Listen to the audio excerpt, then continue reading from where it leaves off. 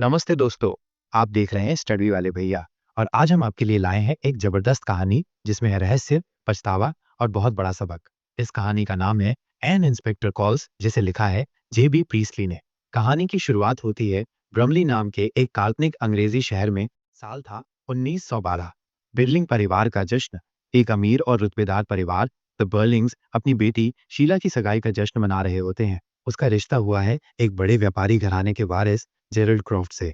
Arthur Berling, इस परिवार के मुखिया, खुद को बहुत समझदार और भविष्यवक्ता समझते हैं। उनकी पत्नी सिबिल बर्लिंग एक प्रभावशाली महिला हैं जो चैरिटी ऑर्गेनाइजेशन की प्रमुख है। उनका बेटा एरिक चुपचाप बैठा रहता है, जैसे कुछ छिपा रहा हो। और शीला, खुश और उत्साहित, जल्द ही दुल्हन बनने वाली है। इंस्पेक्टर गोल का आगमन। तभी अचानक डिंग डोंग, दरवाजे पर आता है एक रहस्यमय इंसान, इंस्पेक्टर गोल। वो कहता है कि एक लड़की ईवा स्मिथ ने डिसइंफेक्टेंट पी लिया है और अब इन्फर्मरी में अपनी जान की लड़ाई लड़ रही है। अब कहानी शुरू होती है असली मोड़ लेने।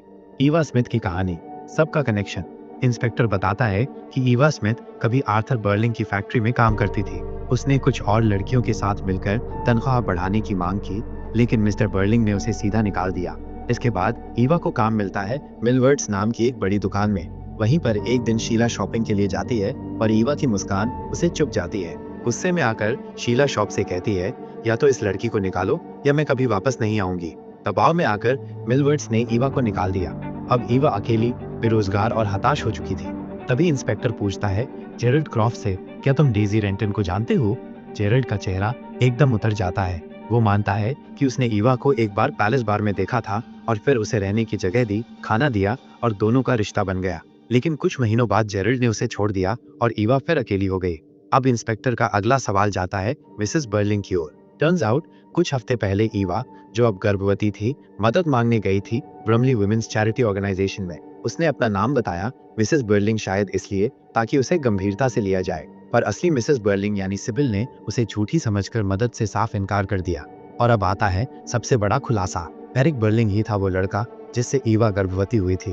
उसने नशे में उससे रिश्ता बनाया और फिर अपनी पिता की कंपनी से पैसे चुराकर ईवा को देने की कोशिश की, लेकिन ईवा ने वो चोरी का पैसा लेने से मना कर दिया। इंस्पेक्टर का निष्कर्ष और प्रस्थान। अब इंस्पेक्टर गुल सभी से एक एक करके कहता है, तुम सब मिलकर इस लड़की की मौत के जिम्मेदार हो। हर कोई सदमे में होता है। इंस्पेक्टर चला जाता है, लेकिन जेरल्ड को शक होता है, क्या वो इंस्पेक्टर असली था? जब मिस्टर बर्लिंग ने ब्रमली पुलिस में पता किया तो वहां ऐसा कोई इंस्पेक्टर गुल था ही नहीं, और न ही किसी लड़की की मौत की कोई रिपोर्ट इन्फर्मरी में दर्ज थी। अब मिस्टर बर्लिंग, मिसेस बर्लिंग और जेरल्ड चैन की सांस लेते हैं। चलो, डराने वाला नाटक था, लेकिन शीला और एरिक को अब भी लगता है कि चाहे इंस्पेक्टर असली था या नहीं, उन्होंने जो किया वो सच्चाई है। चौंकाने वाला अंत। और तभी फोन बजता है। एक लड़की को अभी अभी इन्फर्मरी में लाया गया है।